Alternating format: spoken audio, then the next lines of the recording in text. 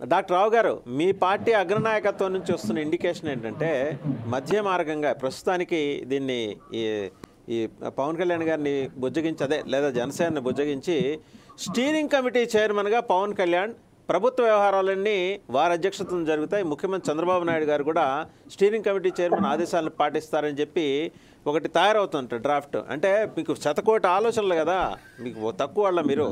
So అది అద్భుతమైన post అని చెప్పి ఆయన కన్విన్స్ చేస్తారు. మొత్తం తెలుగుదేశం క్యాడర్స్, లీడర్స్ అందరూ వెళ్ళి జయహో పవన్ కళ్యాణ్ అంటూ ఆయన్ని కీర్తిస్తూ స్తుతిస్తూ మీరు స్టీరింగ్ కమిటీ చైర్మన్ అని ఓ ప్రతిపాదన రాబోతోందిట. చందు గారు, ఈ ప్రతిపాదన అయితే ఇందాక సో ఒప్పుకున్నారు, ఆయన ఇంటర్నల్ గా జరిగే విషయాన్ని ఆయన ఒప్పుకున్నారు. హి హాజ్ అడ్మిటెడ్. డాక్టర్ గారు, మీకు కూడా ఇన్పుట్స్ ఉన్నాయన్నమాట. అయితే స్టీరింగ్ కమిటీ చైర్మన్ ప్రభుత్వం ఇప్పుడు యూపీఏ చైర్పర్సన్ గా కాదు ప్రధానమంత్రిగా మన్మోహన్ సింగ్, చెప్పేదినండి డాక్టర్ గారు, ప్రధానమంత్రిగా మన్మోహన్ సింగ్, యూపీఏ చైర్పర్సన్ గా సోనియా గాంధీ గారు ఎలా ఉండి మొత్తం వారి డైరెక్షన్లో సిడబ్ల్యూసీ కూర్చొని వారి డైరెక్షన్లో ఎలా నడిపించిందో ప్రభుత్వం, రేపు పొద్దున స్టీరింగ్ కమిటీ చైర్మన్గా పవన్ కళ్యాణ్ గారు ఉంటారు. ముఖ్యమంత్రి చంద్రబాబు నాయుడు గారు ఆ సమావేశానికి వెళ్ళి రెండు చేతులు కట్టుకొని వినయంగా పవన్ కళ్యాణ్ గారు చెప్పింది చేస్తారు అనే ఒక భ్రమ ఒకటి కల్పించబోతున్నారని సమాచారం.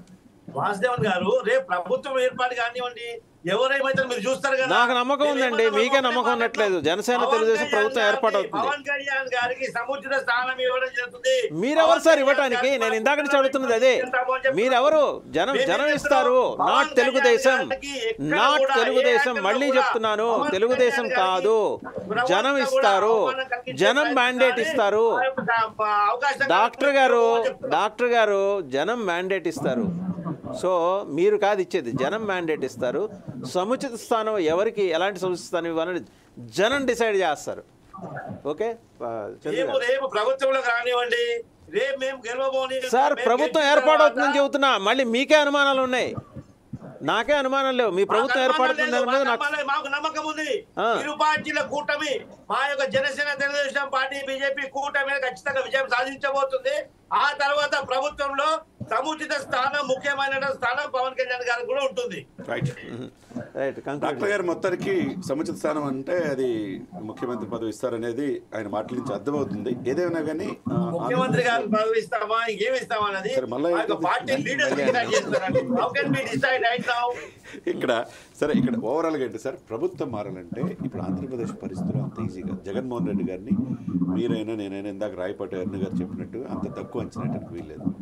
ఈసారి కనుక అతను వస్తే ఏ పార్టీలు ఉండవు ఆంధ్రప్రదేశ్లో, ముఖ్యంగా తెలుగుదేశం పార్టీ మునుగుడే ఉండదు. జనసేన ఈ రోజు కాబట్టి 2028కి ఆయన డెఫినెట్గా ఆయన సీఎం అయ్యే రేసులో వెళ్ళిపోతాడు. ఇక్కడ అవసరం ఎవరికి?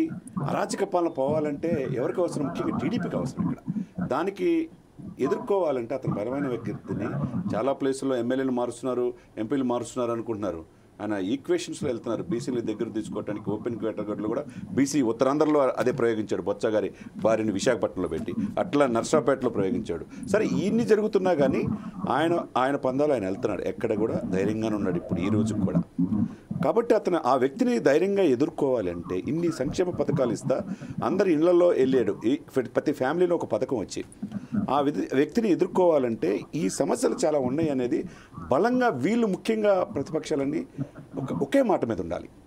ఎక్కడ కూడా హట్ చేయకూడదు. ఇటువంటి కందుల దుర్గేష్ గారిని హట్ చేసినట్టు ఏదో అటువంటి టికెట్లకు ఎందుకు మీరు త్యాగం చేయలేరు? శివశంకర్ గారి విషయంలో తమ్మిరెడ్డి శివశంకర్ గారు పాప 6 సంవత్సరాలు కమిషనర్గా ఉన్న ఆ వ్యక్తి కూడా పవన్ కళ్యాణ్ గారి కోసం వచ్చాడు సార్.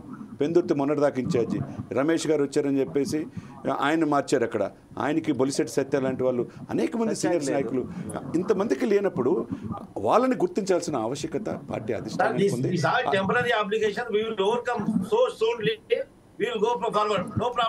సరే, ఇవన్నీ ఏంటంటే రావు గారు టీడీపీ గారు కాబట్టి ఇక్కడ ఏంటంటే 4.5 దశాబ్దాల అనుభవం ఉన్న ఇప్పుడు రాజకీయాలు మీరు చెప్పినట్టు బీజేపీ ఈ రోజున ఈ రెండు పార్టీల కలయికతో పవన్ కళ్యాణ్ గారు కీ రోల్ అందరికి తెలిసిన అంశమే. ఆయన ఇబ్బందులు ఎదుర్కొన్నా వెళ్ళాడు.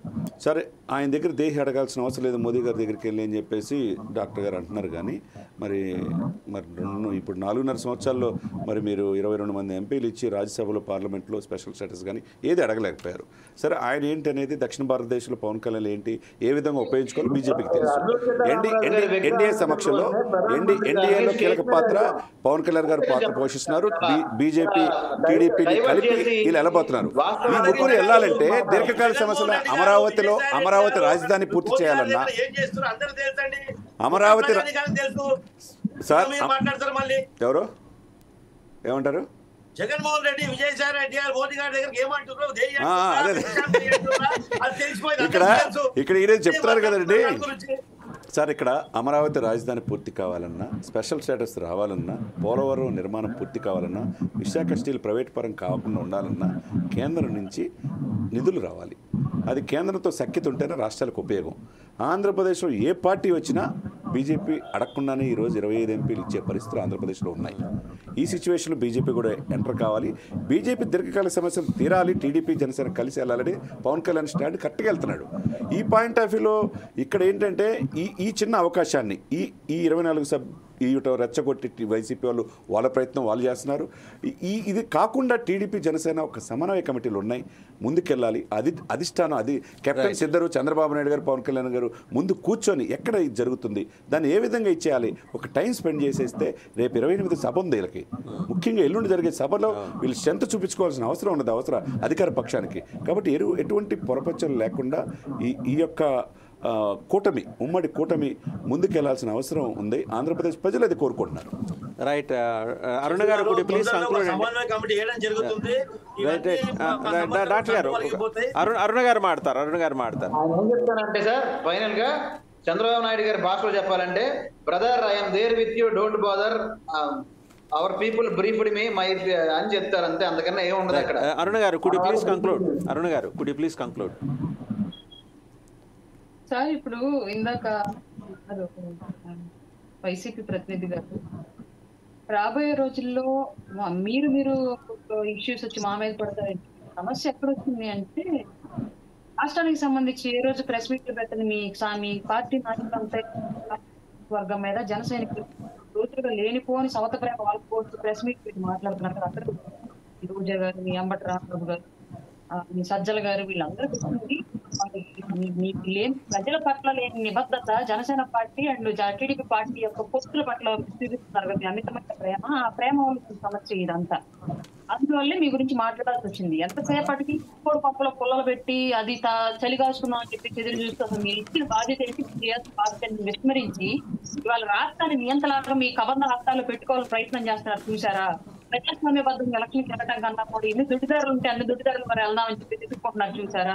రాష్ట్ర ప్రజలకి ఏం కావాలన్న దాని గురించి అన్నా కూడా మీరు నాయకత్వం కోసం ఏం కావాలని ఎత్తుకుంటున్నారు. చూసారా? అక్కడే దాని గురించి మా పోరాటం, దాని గురించి మా త్యాగాలు, దాని గురించి మా విభేదాలు.